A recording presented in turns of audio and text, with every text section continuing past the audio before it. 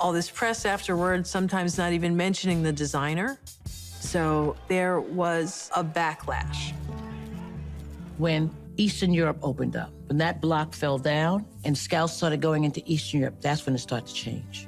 When Miuccia Prada got tired of the idea of the supermodel, the ego was reversed, so the designer had to regain that power.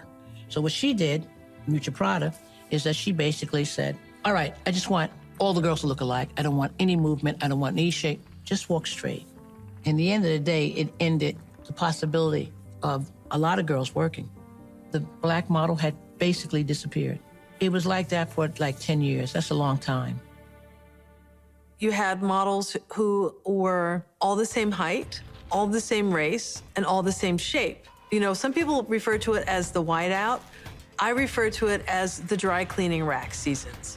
You know, they wanted to just see the clothes come down the runway and go back. The Prada effect. It happened to Calvin, it happened to Jill Sander. You would just have these parades of white girls. I'm not pushing personalities. Right now, it's not about the personalities, it's about fashion. This erasure of the black model was stunning.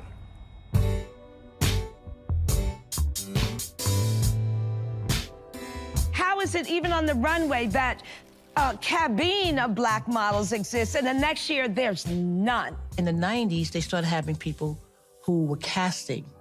So the casting agent becomes like, for lack of better words, before you see the Oz, the one at the gate. So you have to go through them. Those are the people who would decide who would be in the fashion show. My name is James Scully, and I'm a former fashion show producer and casting director. As a casting director, you have several different clients, from Carolina Herrera to Stella McCartney to Tom Ford. As a casting director, I knew what each designer was looking for. I can say by looking at one model that she's either great for all 7 of my shows or she will be good for this one show. You kind of slot them almost as if they were playing a part. Thank you very much. In the early 90s, Milan at the time was still the place to go. You had Tom Ford's Gucci, you had Prada, you had Jill Sander, you had Marni, and then a lot of those people ended up leaving their houses. What it did was left Prada as the sole influencer of the fashion industry. Any girl with a personality sort of disappeared, but then all the girls of color were just gone within 2 years. And so they started telling the agencies, oh, this season we're not seeing black models, as if they were a trend. I questioned a lot of things that the casting directors were saying. They didn't feel there was a market. And that's what we had to change. Andre Leontali and Naomi Campbell came to me and they said, you know, it was a year and a half ago. They said, Bethany, you've got to do something.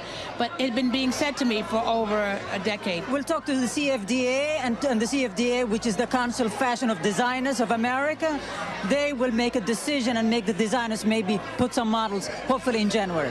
I started having press conferences in 2007, 2008, 2009. So things started to change. So they started to have that one girl, and that was enough.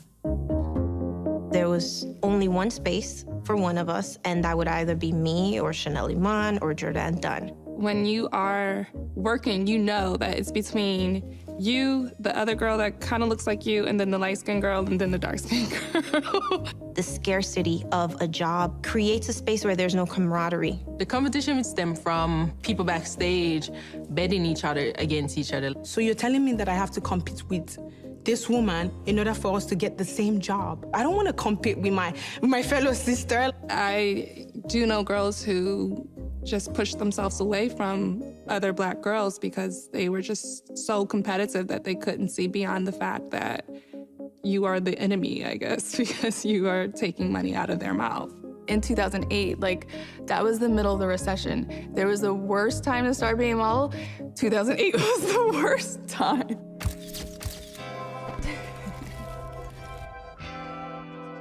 When I first got signed, it was about 2007, 2008. Even though it seemed like it wasn't that long ago, I really struggled because that was the era of one black model per runway.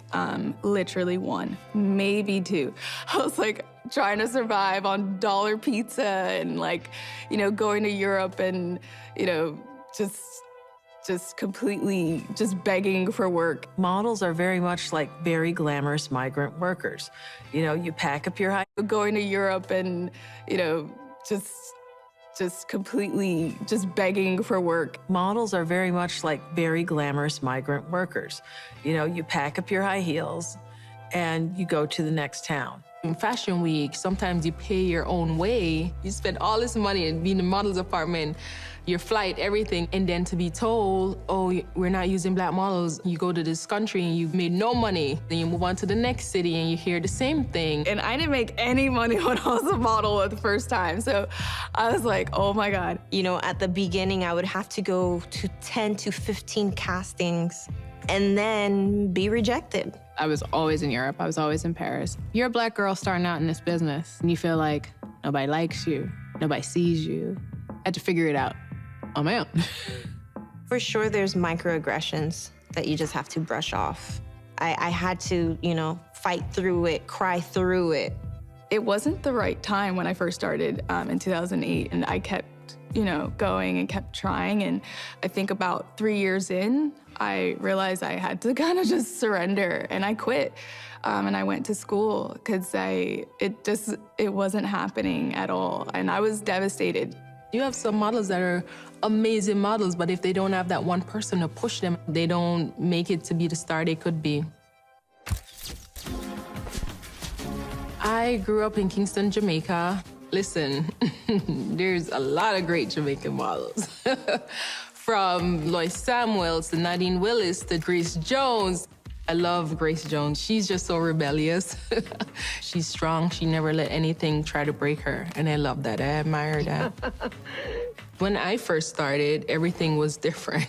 You know, you show up to some of these major couture and big brands, and they send the casting director outside to tell me that, I'm sorry, we're not using any black girls this season, but thank you for coming. And I still hold my head up high, and I exit. I wouldn't want to work for someone like that anyway. I'll go in there and tell my agent, please do not send me to this casting again, or this casting director again.